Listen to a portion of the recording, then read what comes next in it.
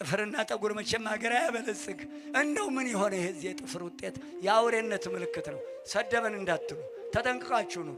ድሮ ጥፍር መባል ባለጌ፣ ስራ የማይሰራ ስድ፣ መረን፣ ቃጭ የሌለው እግዚኦ መሐረነ ክርስቶስ።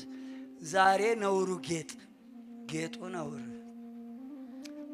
ባካችሁ ሰው ነው በአእምሮ እንደግ። ጠጉርና ጥፍር ሀገር አያበለጽግም። ውስጡ ያለውን ጠጉሩን ግፍፍ አድርግና ውስጡ ያለውን አሳድገው።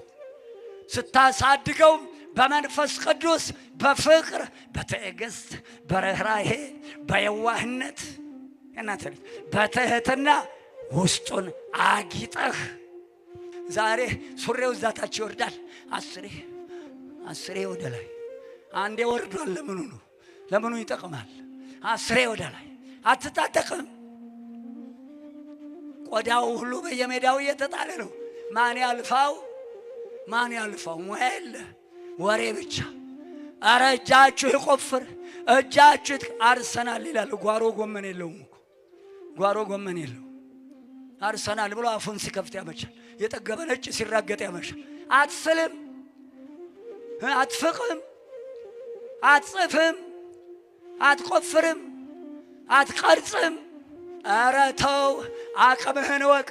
የማይፈለገውን አትፈልግ፣ የማይገባውን አትጠይቅ። አቅምህን ወቅ፣ ራስህን ወቅ። ከትልቁ አደጋ እንዳትወድቅ ልጄ ሰው ሁን። ራስህን ወቅ። ምንድነው ራስህን ማወቅ? ከትልቁ አደጋ እንዳትወድቅ